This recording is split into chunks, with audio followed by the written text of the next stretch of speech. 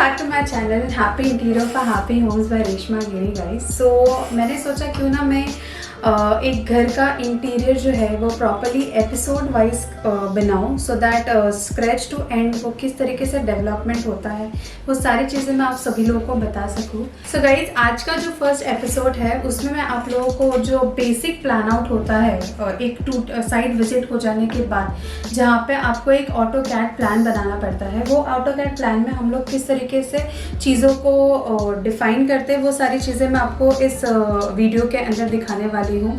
Starting में वो project कैसा था, जो बिल्डर प्लान था वो कैसा था, फिर उसको ऑटो कैड में हम लोगों ने डिमोलिश करके किस तरीके से बनाया हुआ है, वो सारी चीज़ों हम आपको इस ब्लॉग के अंदर बताने वाले हैं। सो गाइज अभी जो ये प्रोजेक्ट है हमारा that is 2 BHK 2 BHK and again 2 BHK है। So it's totally a 6 BHK flat.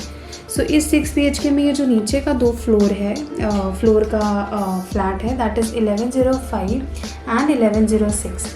1106 का ऊपर का जो टॉप है that is third 2 BHK which is 1206। सो अभी मैं आपको जो है लेआउट बता रही हूँ 1105 और 1106 का।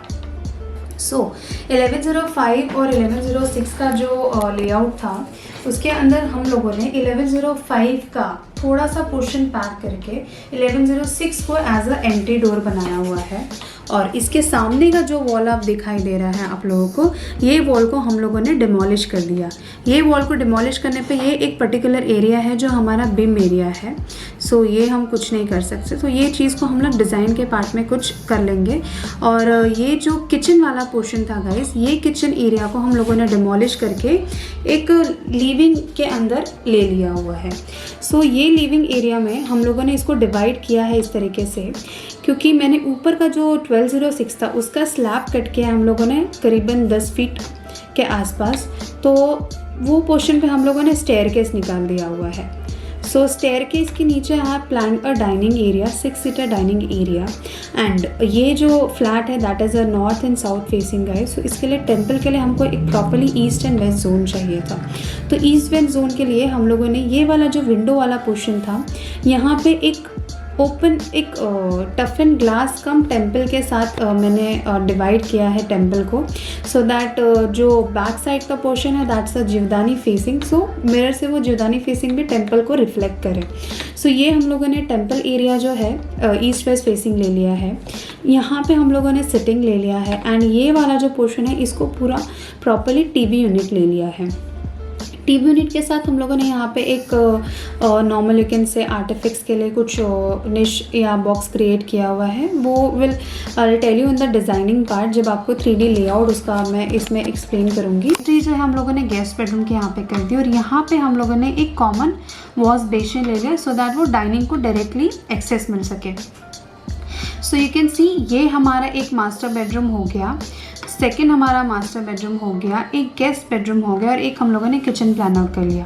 सो जो नीचे का 4 BHK था उसमें हम लोगों ने 3 बेडरूम और एक किचन प्लान आउट कर लिया है और लिविंग एरिया प्लान आउट कर लिया है। 505 एंड 506 की एंट्री हम लोगों ने यहाँ पे प्लान आउट करी। सिटिंग एरिया इस तरीके से प्लान आउट किया। सो ये एरिया हमको काफ़ी प्रॉपरली अच्छे से ओपन एरिया मिल रहा था। एंड यहाँ पे फिर टीवी यूनिट आ गया। ये जो स्लैब हमने कटिंग किया था वहाँ पे हमने स्टेयरकेस ले लिया और स्टेयरकेस से हम लोगों ने ऊपर वाला बेडरूम में एक्सेस मिल रहा है हमको। और नीचे का जैसे मैंने आपको बताया था कि वॉशरूम का एक्सेस जो है हम लोगों ने गेस्ट बेडरूम के पास से कर दिया। एंड ये वाले पोर्शन जो लास्ट 1106 वाला वॉशरूम था वहाँ पे हम लोगों ने वॉशरूम को थोड़ा सा छोटा करके एक वॉश बेसिन का एक्सेस ले लिया सो दैट वो किचन को एक्सेस मिल सके, डाइनिंग एरिया को हमको एक्सेस मिल सके। एंड ये बेडरूम प्लान आउट कर लिया, ये बेडरूम प्लान आउट कर लिया है। सो ये हो गया प्रॉपरली हमारा कैड फाइल जो कि 1105 और 1106 का है गए। अभी मैं आपको प्लान एक्सप्लेन कर रही हूँ विच इज़ ऑफ 1206।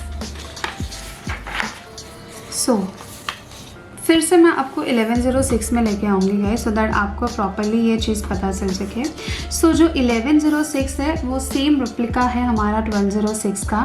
सो ऊपर जो 1206 था उसमें भी सेम 2 बेडरूम और किचन ये सारी चीज़ें प्लान आउट करी हुई थी। सो अभी उसको हम लोगों ने किस तरीके से बनाया कि हम लोगों ने जो स्लैब काटा वो हमने half portion of living area को कट कर दिया इसके अंदर जो 1206 का था, और यहाँ से स्टेयरकेस एक्सेस ले लिया। अब आप देख सकते हो कि जहाँ पे हम लोगों ने लिविंग को कट किया था वो एक्चुअली किचन पार्ट था। Half of the living and half of the kitchen partition part था इस वाले एरिया के अंदर। तो यहाँ पे हम लोगों ने जो स्टेयरकेस प्लान आउट कर लिया, तो ये एक छोटी बालकनी मिल गई हमको किचन के लिए। सो यहाँ पे might be will plan a storage something like that, so that access हो सके स्टोरेज के लिए भी।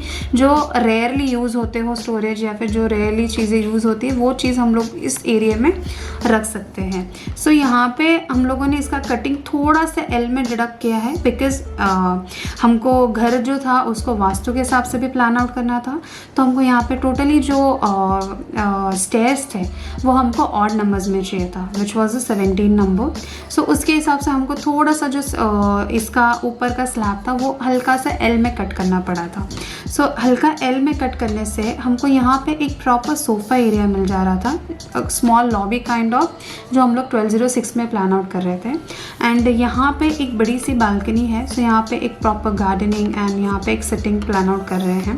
फिर ये प्रॉपरली एक जो 2 बेडरूम था जो आप यहाँ पे देख सकते हो, master bedroom and common bedroom.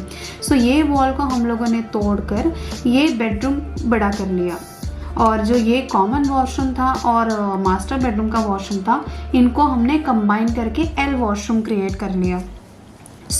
यहाँ पे हमको एल वॉशरूम के लिए properly wet and dry area मिल गया। हम लोगों ने शावर एरिया को इतना बड़ा कर दिया, एंड यहाँ पे हम लोगों ने WC का पोर्शन लेके एंट्रेंस पे हम लोगों ने वॉश बेसिन क्रिएट कर दिया है। ये वॉशरूम काफ़ी बड़ा हो गया फिर इससे। एंड यहाँ पे एंट्री पे पहले वी वो प्लानिंग कि हम क्लाइंट को बोलेंगे कि हम यहाँ पे वॉकिंग वार्डरोब वगैरह करेंगे, बट उससे जो दोनों विंडो के एयर वेंटिलेशंस मिल रहे थे बेडरूम के अंदर, वो कहीं ना कहीं एक को हमको फॉल्स पार्टीशन ही क्रिएट करके बट पैक करना पड़ता था। So that idea we have dropped it. So I thought कि हम यहाँ पे बेड क्रिएट करके यहाँ पे properly L type wardrobe create कर सकते हैं, जिसमें उनको प्रॉपरली स्टोरेज भी मिलेगा एंड काफ़ी ज़्यादा ओपन एरिया मिल रहा है बेडरूम के लिए। आप जब भी बेडरूम में एंट्री लोगे तो आपको इतना ओपन स्पेस दिखने की वजह से बेडरूम काफ़ी ज़्यादा बड़ा का बड़ा ही रहेगा, और जो एयर वेंटिलेशन था वो भी प्रॉपरली यहाँ पे हमको मिल रहा था। गाइज, ये मैंने आपको प्लान एक्सप्लेन कर दिया है 1105, 1106 एंड 1206 का एक्चुअल कैड फाइल, कि ये एक्चुअली प्लानिंग किस तरीके से हुई है। अब ये प्लानिंग के बाद मैं आपको इसका साइट टूर भी दिखाऊंगी लेके चल के। हाँ, जितना हो सके उतना पार्ट कवर अप करूँगी, बिकॉज एक साथ हम अगर सारी चीज़ें कवर अप कर रहे हैं तो माइट भी वो बहुत ज़्यादा टाइम ले लेगा और शायद आप उतने टाइम तक वीडियो भी नहीं देख पाओगे। आई डिसाइडेड कि इसको मैं एपिसोड वाइज करूँ। ये फर्स्ट एपिसोड रहेगा जहाँ पे आपको बिल्डर प्लान को हम लोगों ने किस तरीके से डिमोलिश करके कैड फाइल में एक्चुअल जो हमको चाहिए था उसके हिसाब से प्लान आउट किया है। सेकेंड एपिसोड में मैं आपको साइट विजिट के लिए लेके जाऊँगी, एंड उसके बाद जिस तरीके से उसकी फ्लोरिंग हो रही है, फ्लोरिंग सिलेक्शंस के लिए, हर एक चीज़ के लिए मैं आप लोगों को लेके चलूँगी मेरे साथ, सो दैट आप भी अगर आपका घर प्लान आउट कर रहे हो तो ये चीज़ आपको हेल्प आउट हो सके, और आप भी कुछ जो हमारे RCC कॉलम्स होते हैं, पिलर्स होते हैं, उसको हम हाथ बिना लगाए किस तरीके से उसको एक डिज़ाइन में कन्वर्ट कर सकते हैं, वो चीज़ें आपको भी हेल्प आउट हो सके। सो गाइस, ये प्लान मैंने आप लोग को एक्सप्लेन कर दिया है। डू लेट मी नो कि आपको ये वीडियो कैसा लगा। Please share my channel, and जितना हो सके उतना इस चैनल को आप लाइक और शेयर कीजिए। Thank you so much.